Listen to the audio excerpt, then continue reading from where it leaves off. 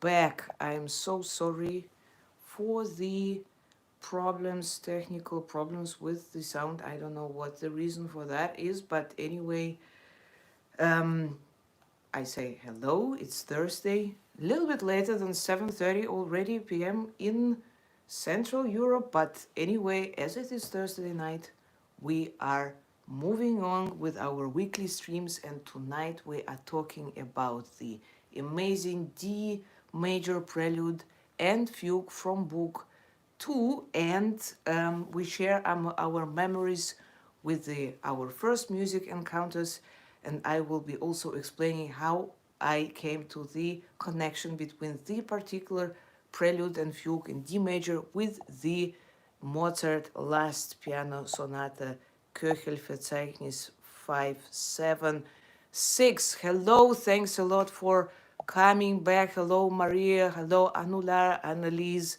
Marek, добрый вечер. Alexis and Royal Purple. I'm glad to hear that the sound works now. This is amazing. Hello, Shinta. Hello, Royal Purple to California. Right. So, how I came to the idea of this D major piano sonata, the last piano Mozart sonata, that was actually, indeed, I was so obsessed by this first opening of the prelude of the second book, because it starts with this fanfare, fanfare like,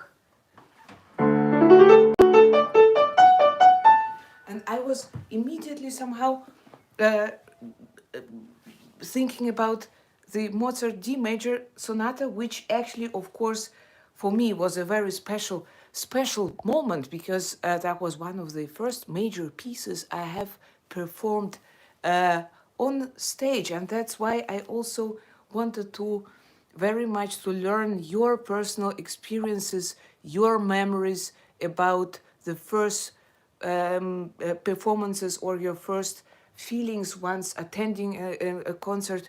And I'm really so thankful for your personal impressions, which are very valuable to me, and for your sharing your personal feelings and thoughts about these first experiences with music.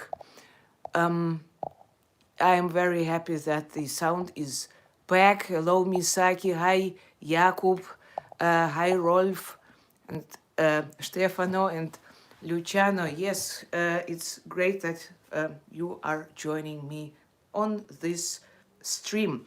So, for me, maybe some of you heard that story many times already, but I have very strong memories about my very first experiences on stage. Hi, Darinka. Thanks for the feedback about the sound. So I was 6 years old, and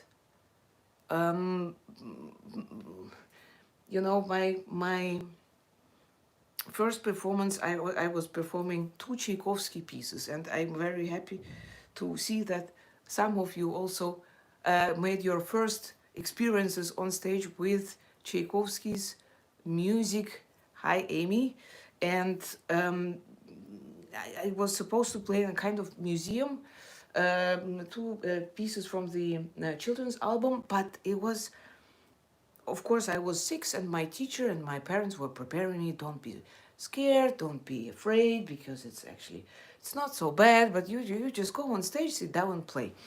And I don't remember being really nervous, but of course it was a new experience. What I really remember, which was a crucial moment for me, that was the moment when I entered the stage. I was not scared at all. It felt like a festival, like a I don't know, indeed, like a celebration of something, and this feeling of communicating with the people in the audience without knowing them, that was absolutely amazing. So I was so sad finally when I finished my second piece, and I didn't want to leave the stage. But however, this feeling was absolutely outstanding, and even by now I don't have any comparison to the feeling of playing music on stage. So this is, of course, a very for me in a way a very crucial moment. Of course, because I literally wanted to have this feeling again, to experience this feeling, and well, that was of course the moment where my parents and my teacher, well, that's another very important person in my life, my piano teacher Elena Petrovna Ivanova at the Gnesin school. I came to her class as I was 5, and I'm absolutely convinced that actually thanks to her, that was um, that was such a luck for me, because she discovered for me the world of music, and she was very much, she was easily excited about the music pieces, and that's what she also shared with us, with kids, which I, of course, also now, so many years later, I really understand how important it is that the teacher who is making the first steps on the piano, that he or she provides this excitement, this uh, this of course this passion to music, because otherwise it's of course, being a kid, it's not such a fun to sit every day in front of the piano while other kids are playing something, I don't know, playing on the street or whatever. But my teacher Elena Ivanova, she was what she was working with is actually, now I also understand, that was very strong associations.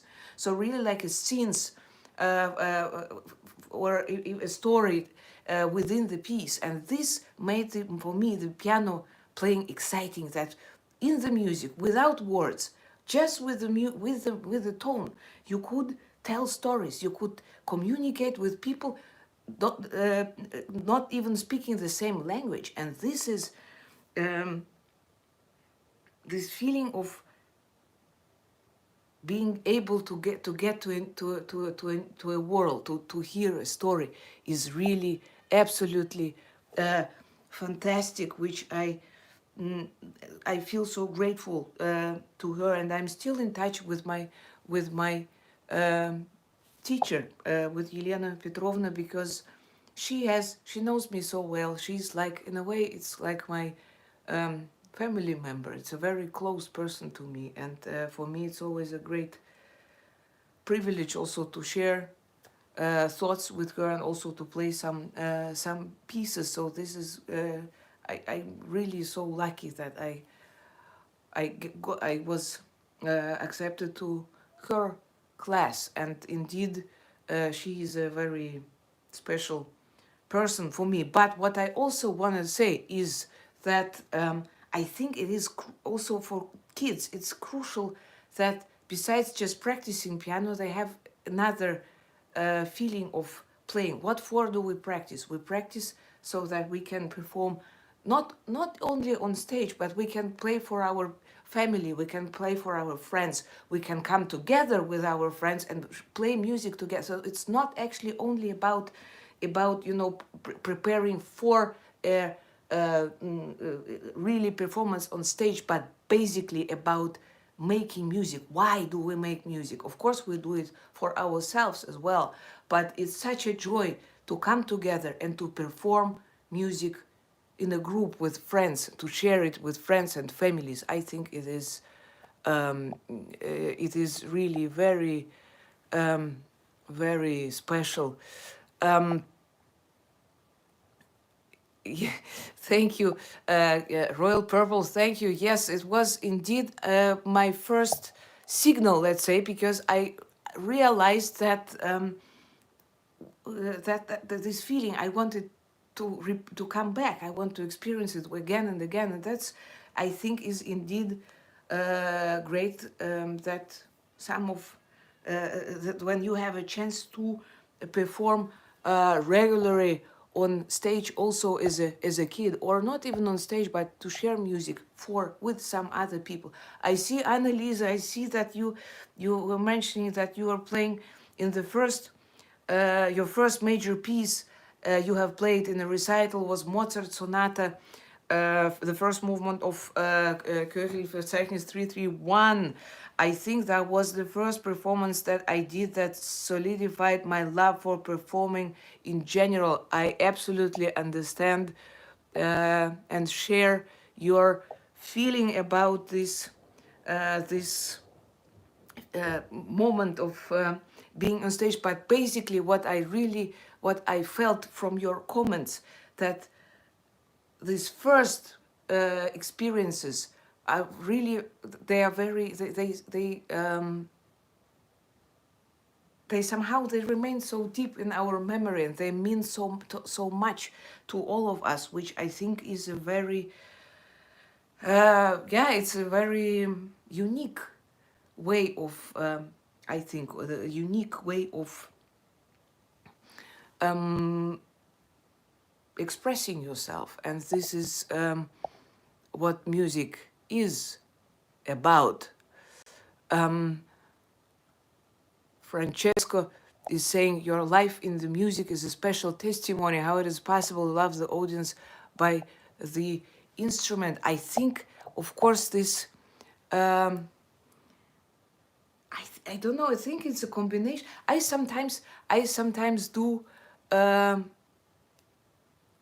compare the feeling of being on stage with Christmas, but not in the sense of as a celebration first of all. But what I mean with that is basically you never know what will happen in a concert. I mean, you when you walk on stage, it means that you are prepared. You have did everything what you could have done to be well prepared, but finally it's like with a Christmas present. That's what I actually mean. You know exactly what kind of present you would like to get, but you never know whether you will get it until you open your present box. So this is exactly how it feels like with concerts, that you know exactly what kind of how you would like to play the piece, but you never know whether this will the interpretation will be exactly how you imagine, or something will go completely different. That happens, and this makes it so wonderful and so sometimes so frustrating at the same time, because of course not every concert is perfect. We are all human beings, and this is normal that under some circumstances you have more power. The let's say the piano is somehow better responding, or the concert hall you feel very comfortable in, and sometimes it's just not. And this is what you have to accept as well. And I think that this is that's sometimes this is indeed a very frustrating to not to be happy with a concert. This hurts because somehow it feels like you were not able to say everything what you wanted to say. But it belongs to life. So I think that this basic feeling, which this is again my piano teacher, that she told me music making is about music, and not only about the notes which you play. And this is something what really helps also to you to concentrate before, and not to be scared before going on stage. That what works for me, that you really concentrate only on the music, on the message what you would like to share. Native is asking, how long did you practice for before you became performer? Well, I was 5 years old as I have started playing piano, but to be honest, I don't remember, of course, how many. I don't think that I have started with so many hours practicing on piano, but a couple of, and every day. And of course, with the years, it got more and more hours, which I had to practice because the pieces were also getting more difficult. But that was very interesting for me to discover the music. But I think indeed being a kid, it's so important to have someone like a guidance, that someone who guides you through this world, and then you can really somehow discover it for your own. Luciano is saying, Horowitz once quoted, "I have nothing to do with perfection. I'm only Vladimir playing some music." I think that's very, very uh, right comment in a way. So uh, Alex's left actually also wonderful uh, um, wonderful comment about, he said, "I'm unfortunately not a piano performer, only occasionally with friends. The first I played for friends is Chopin Nocturne Opus 9 number 1 and für Elise with my daughter." This is exactly what I mean, that this is it's not that's what I mean. Music making is, it's not only music making on stage, it's also sharing music with your dearest ones, and this is in a way it unites all of us somehow. And I think this is the one of the greatest things about music.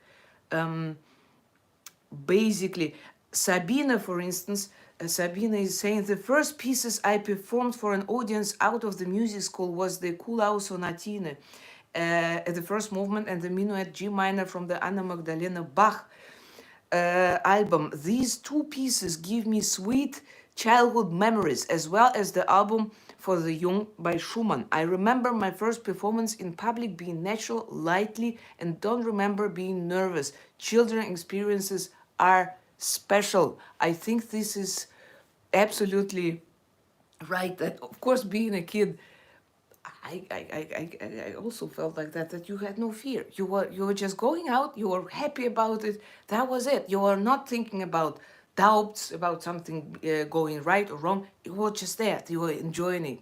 So this is, of course, something which I would like to also for myself to keep until the very last day when I play piano. That this really, maybe it's childish, but this enjoyment, this excitement about being on stage and performing music. Another wonderful comment with the encounter of music, which I enjoyed very much, was left by Carlos Karen.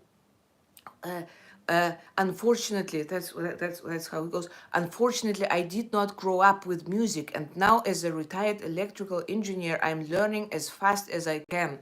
This is absolutely exciting. This is so wonderful. "My first amazing piano performance in attendance was with the Austin Symphony Orchestra in Austin, Texas. They performed Beethoven's Piano Concerto Number 4 with Alicia de la Roche, and of course, it's so exciting that uh, Carlos Karen had the chance to access the concert of one of the greatest, in my opinion, musicians, of the 20th century. Alicia de la Roche is an amazing, fantastic musician, and of course, it's such a privilege to enjoy the concerts of, or let's say, to have, if the first experience of being in a concert is with the performance of uh, Alicia de la Rocha, is amazing. Unfortunately, there is a comment I assume this is a Japanese name which I cannot read, but the comment is very beautiful. "I am a field researcher and don't play piano, but I had performed Handel's aria Ombrae Mai Fu at my high school event. Since then, I have loved lieder and oratories especially." This is exactly this. It's this is, I think, what unites us all. This uh, fascination about the music. So I am really very moved by all your comments about your personal experiences, about your encounters with music, because it's very personal in a way. It is something very intimate, and I'm very grateful to you that you were sharing your thoughts on that. Um, Coming to the D major Mozart sonata, I wonder actually why, what was the reason why I was playing this particular piece, which is actually very complicated. And I think that this is also the answer actually why that was that. This sonata was one of the first major sonatas I have actually played. Is it has a very clear character. And I think this is actually also that what I was saying about about my teacher Yelena Ivanova, that her associations were very strong, and I think that it is much easier also for the kids to understand the music if it has really very clear character. So I will come to the sonata right now. I just saw a comment. Francesco is saying that he's citing Schumann Gesange der Frühe and Ravel Vals Noble et Sentimental. Amazing music. I'm sure that you will have a great joy with both of them. Marshan is asking, Juliana, in your opinion, who is the greatest and best composer in the 19th century? For me, it's Chopin, and I love your Chopin. Oh, thank you very much for that. It's very difficult always to pick just some, but there were many very exciting, very different composers like Chopin, Liszt, Schumann, Brahms is a composer which I very much like, but also some others like Saint-Saëns or Franck. Let's say also some of course Russian composers like Tchaikovsky or Mussorgsky. So it's always very difficult to choose some. So you have to listen to your own mood in order to find the right piece according to your mood. Alex said, what is your interpretation of the fact that Chopin didn't like playing on stage and was very well, it's I of course, the easiest would be to ask him why it was like that. I don't know. Maybe it has something to do with his maybe it has something to do with his physical condition, or maybe he was just not. He did. I think actually from what I understand from the score is that he enjoyed playing for a smaller amount of people. That what he liked, this kind of intimate atmosphere, but less the big concert halls. But I think that for his pupil and in this salon, he did play quite a lot and with pleasure, I think. Well, now coming to the character of the D major Mozart sonata, which is connected with the D major prelude from the book II, is this first. Well, first of all, of course, they're both in D major, but that was actually not my intention. But the point is, D major was the key where the trumpet was actually very comfortable to play. So both the Bach prelude and this sonata have something to do with the trumpet sound, and the Mozart sonata has even this kind of name, the trumpet or Hand sonata. So it has this very clear, very orchestral way of writing. So this first opening motive is like this.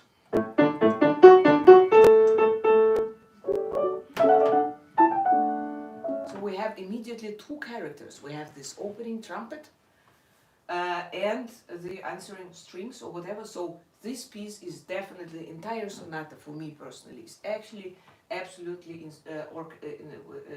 it's actually an orchestra which is performed only by one instrument, the piano. this is probably the sonata. It's composed in 1789, so his last one. As also probably the biggest Bach influence, let's say. This is where in this sonata it's very obvious, because there are so many canon-like or contrapuntal lines, like even from the very beginning. So we have, and then on the opposite we have the right hand starting, the left hand.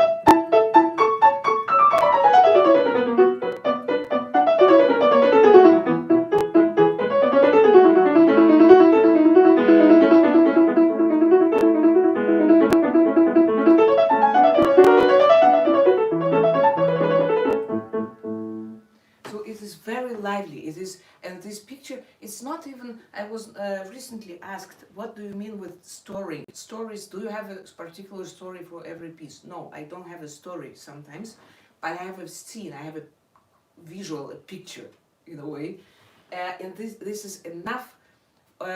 This is coming indeed from my childhood. That's how my teacher explained me music. Of course, now I have a little bit different imagination as well, but this approach that for every music there is a link to something, to a picture, to a smell, to a story, to a color, whatever. This is what she explained to me, and I think this is very, very important. So this movement actually has not so many different type of themes or something like this. We have one other, let's say, other theme which is lyrical, and it says dolce, maybe with some strings.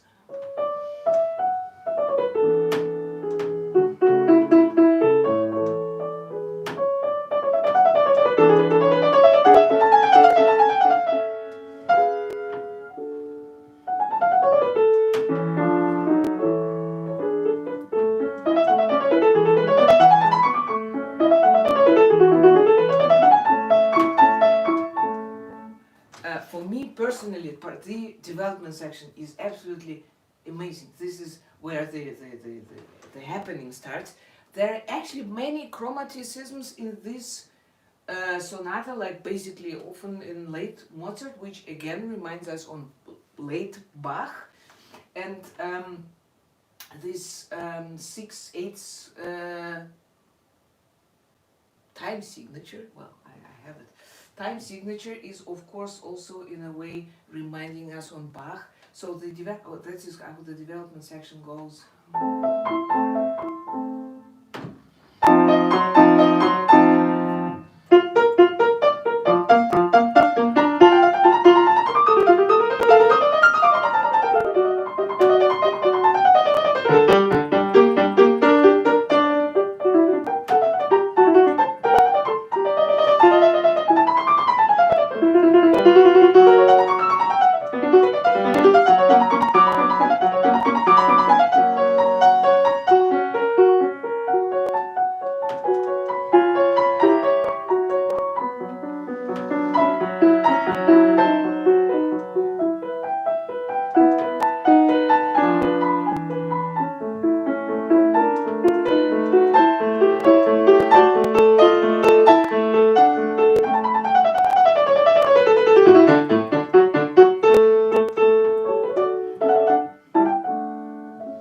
So many excitement there, so many chromaticism, so many chain modulations again. But basically the entire movement is just this trumpet motif, that's it. And another couple of bars I would like to share with you, because I find them particularly special. This is actually the let's say, the beginning of the recap, and it is full of syncopations, which somehow, on one hand, maybe it reminds on Bach, on another hand, it already prepares Beethoven for me, and also some Schubert.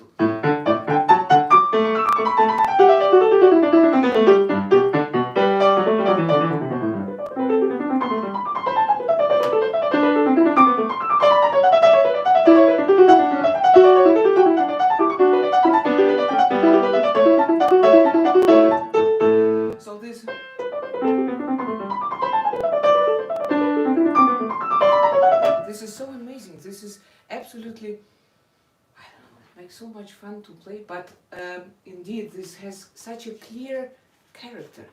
This makes this movement actually quite, in a way, very simple, and on the other hand quite difficult, because it's still, there are so many changes within this one main character.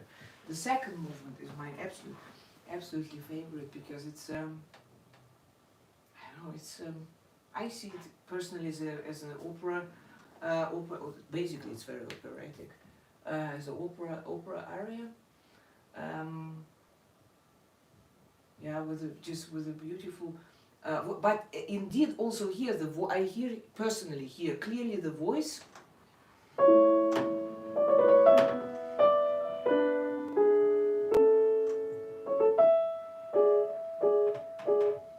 And this is for me string quartet or any orchestra which is playing with the singer, especially here.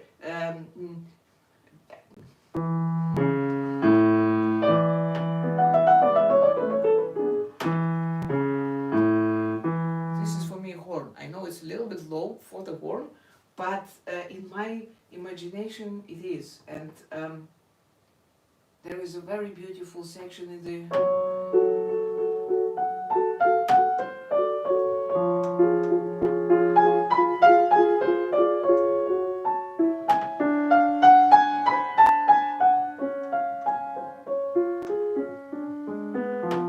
F sharp minor, which is a big contrast to the main part of this Adagio movement.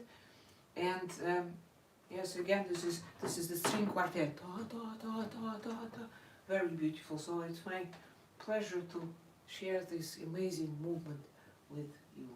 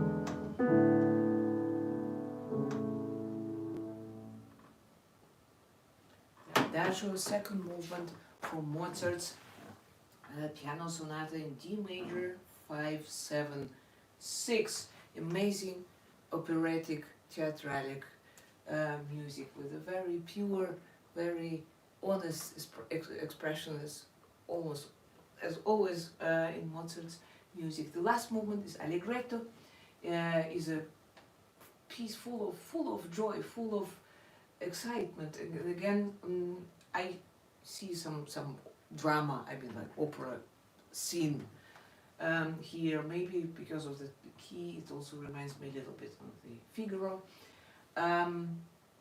So it's many things happening there. And also here it's very clear orchestration. Here there is again a part with some horn. So the movement starts like this.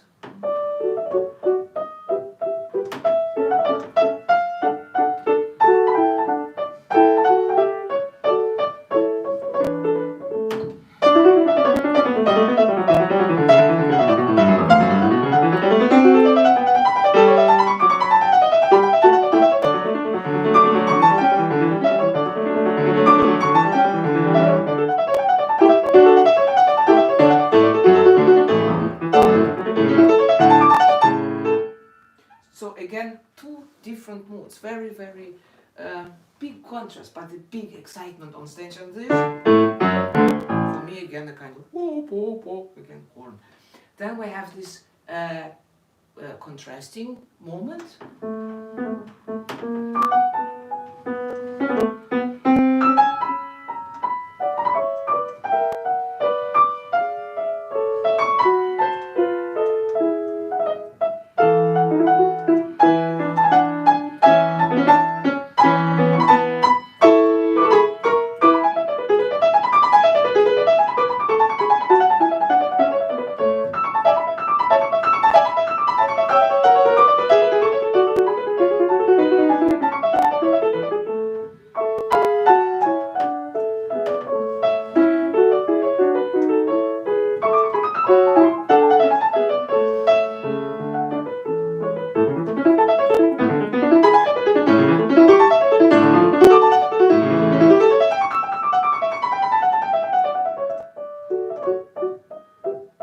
So the movement is a rondo sonata, so we have this theme always coming back. It's really very dramatic. There are some very dramatic places also in F major and with G minor, so it's a huge huge development here, and also in this chromatism, it appears so often.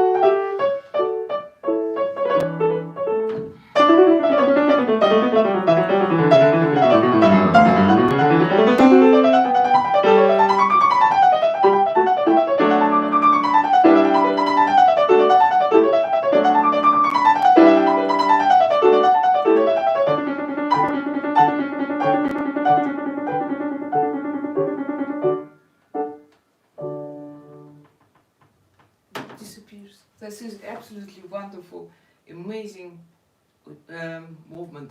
But you know, the funny thing is that something I was always very scared. Some of you might remember me complaining about this. I was always very scared of the small ornaments because they were always so loud, and I was always so fighting with them.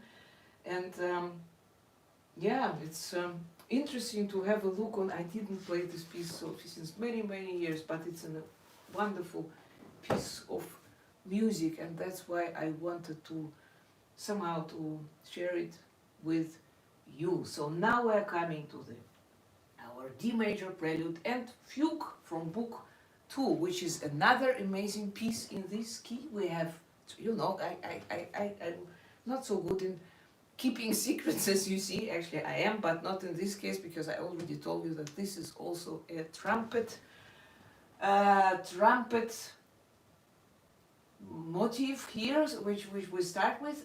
We have double key signature here, which is actually very interesting for Bach. We have we have alla breve, and we have 1812/8, which actually means, but I will just show it immediately. We have this motif. It's like an actually jig style. So this is this trumpet element, and the answer is actually in not in these 3/8, but in normal eighths. That's why I think he writes this double signature, time signature, so that we have clearly these two. We have it in Mozart, but it's amazing to see how different this composers also are treating moral, even similar subject. I don't think that Bach was composing about hunting, but who knows? But anyway, this has something to do with with a celebration, with a very festive character. So this is this answer in four.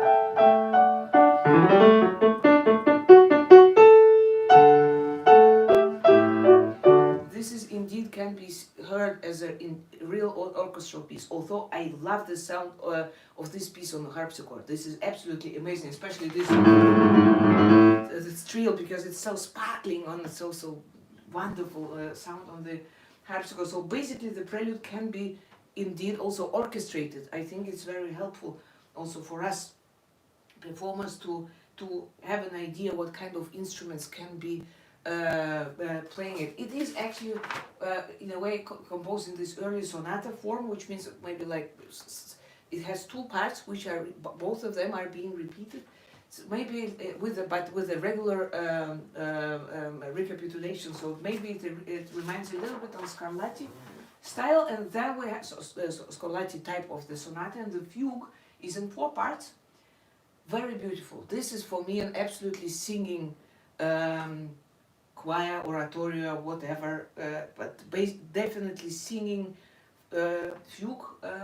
The subject is very short and very special because it starts with the repetition of the same key.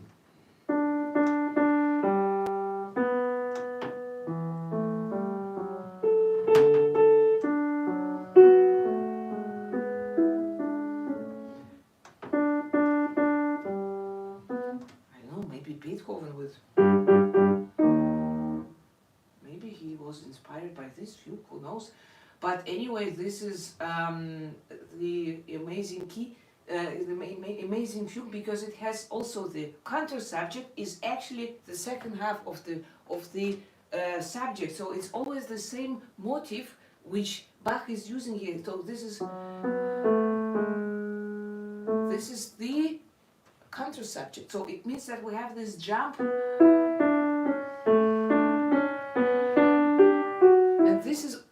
that's it. That's how Bach builds this fugue, and this is absolutely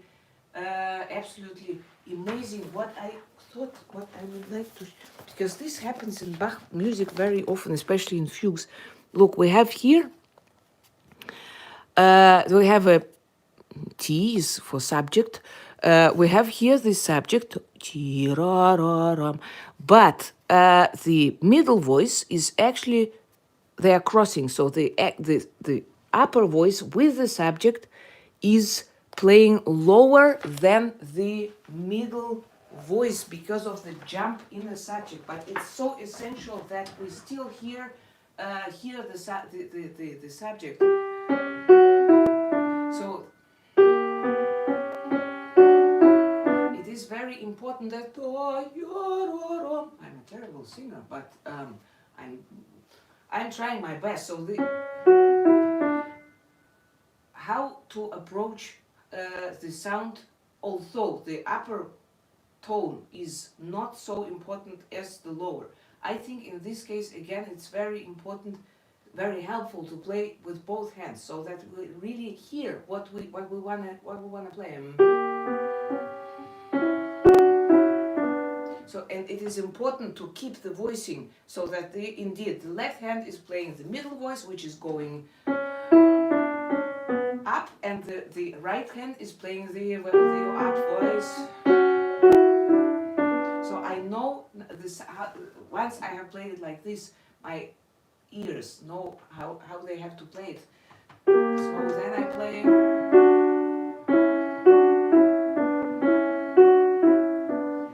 But it is very helpful to play it once with two hands in order to, because our fingers basically always do what we hear. So once we hear how it should be, the fingers will know what to do. So divide the voice, the parts between the two hands, then you will hear the ideal sound which you need. So this is actually, for me, one of the absolute unique pairs in this book particularly, and I am very happy to play the D major Prelude and Fugue for you now, Book 2.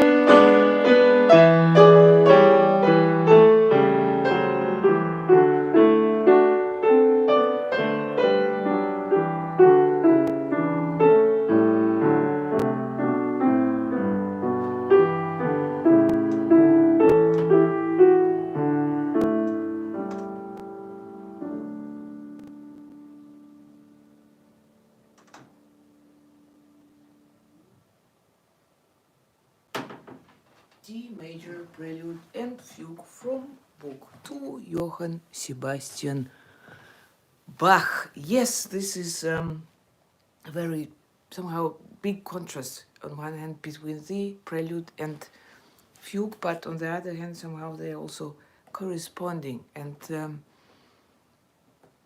this D major is very, very special. I really very much adore it.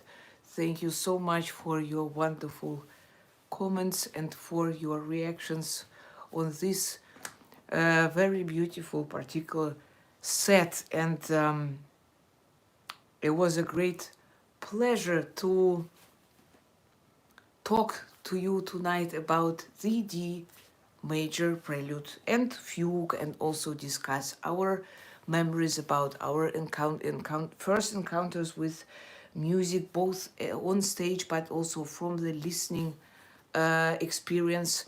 And yeah, talking about Mozart's last piano sonata in D major.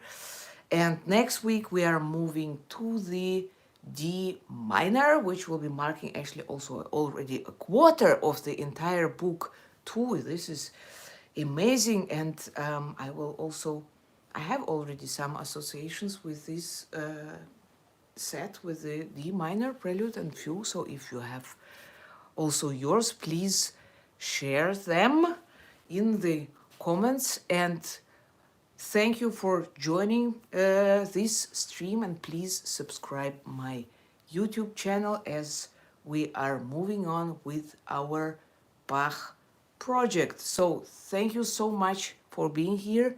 Stay well and see you next week. Bye bye.